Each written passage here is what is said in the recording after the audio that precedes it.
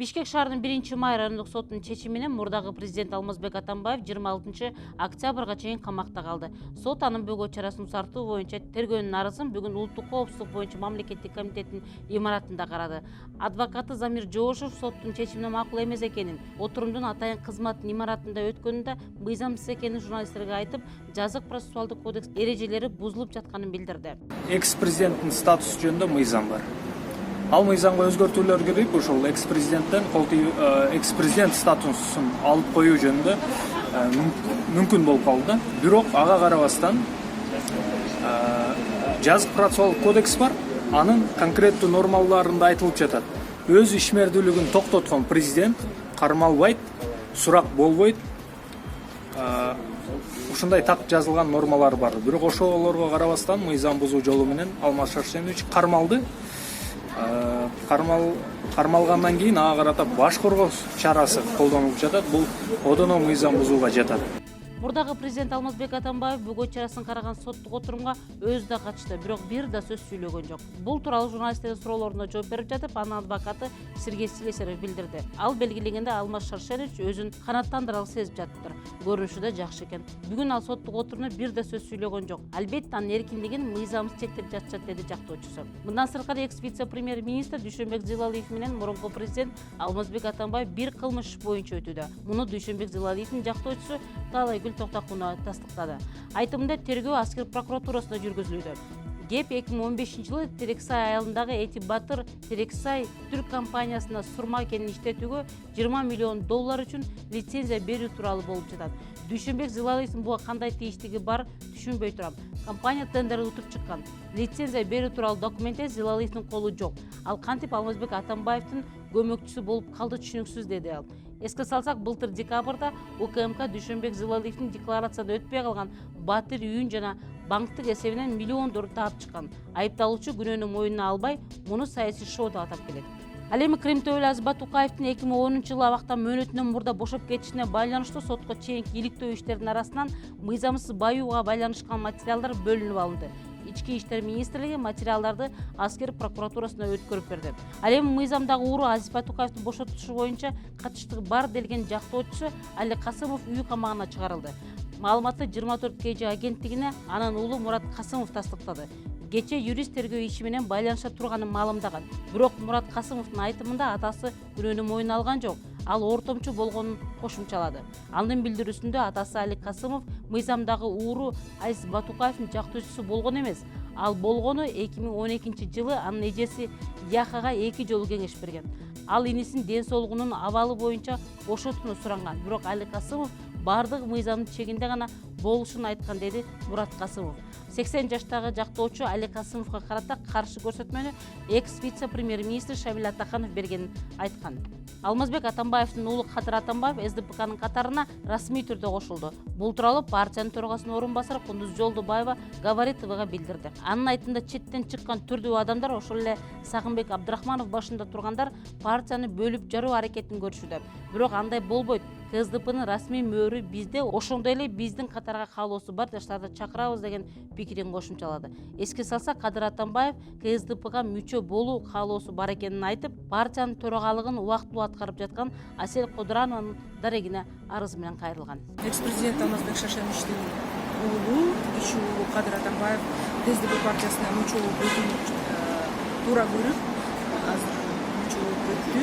Анан ал өзү кайрылуусунда айтпадыбы, мен атама убада бергем саясат менен алектенбейм деп. Бирок мен убадамды бузууга туура келип жатат.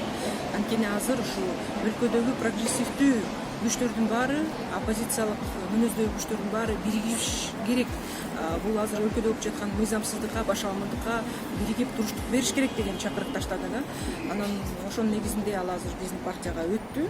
Айта кетсек, Алмазбек Атамбаев 8 августта Ички иштер министрлигинин атайын операциясынан соң кармалуу УКМКнын тергөө абагына киргизилген. 1-май райондук соту аны 26 августка чейин камакка кармоо тууралуу чечим чыгарган. 16 августта Бишкек шаардык соту бул чечимди күчүндө калтырган. Сот УКМКнын имаратында өтүп, адвокаттан башка жакындары тарапташтары киргизилген эмес. Башкы прокуратура Атамбаевга бир катар оор жана өзгөчө оор кылмыштар боюнча шек саналып жатканын билдирген.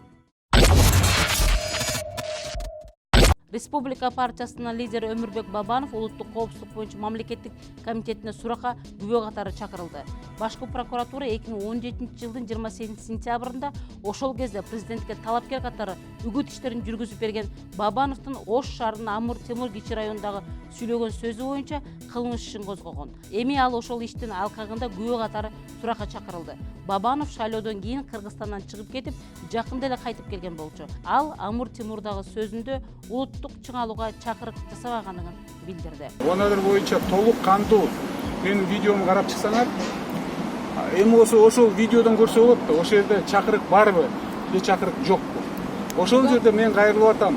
Жана бандиттерден коркпогула деп, баарын коркуп аткандан кийин коркпогула деп. Келип туруп добуш бергиле деп. Ошол негизинде болду. А мен жанагы айткан чөгөлөп турганча тике туруп өлгөн деп мен болсо ар бир областка барганда айттым. Коркпой келип добуш бергиле деп туруп. Ошол негизде болгон чакырык.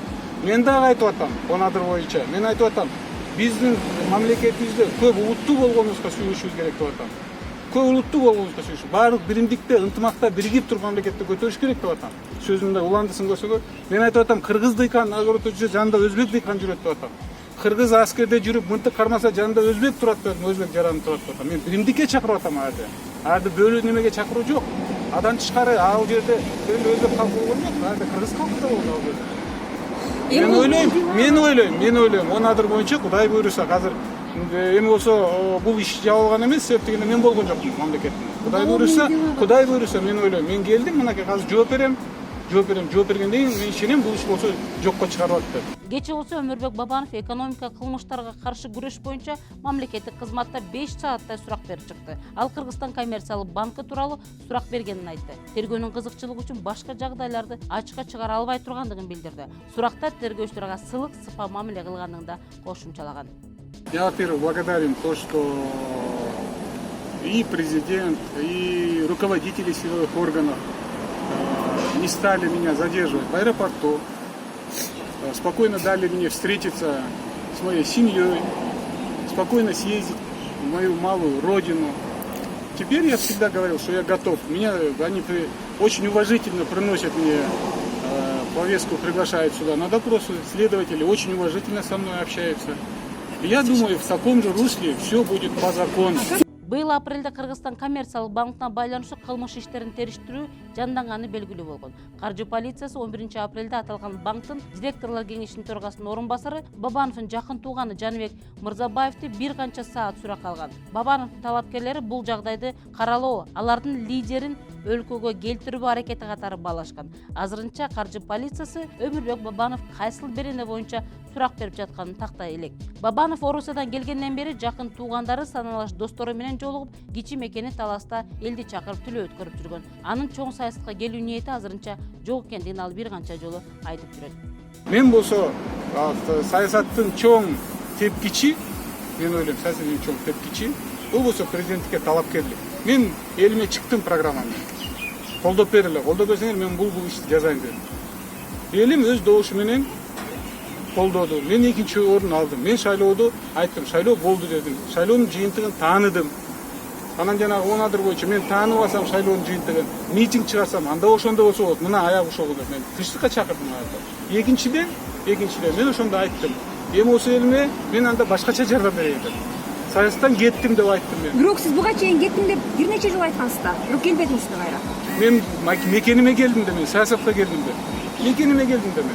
Өмүрбек Бабанов 2017 жылдагы шайлоодо азыркы президент Сооронбай Жээнбековдун негизги атаандашы болгон. Президент шайлоодон кийин Орусияга чыгып кеткен.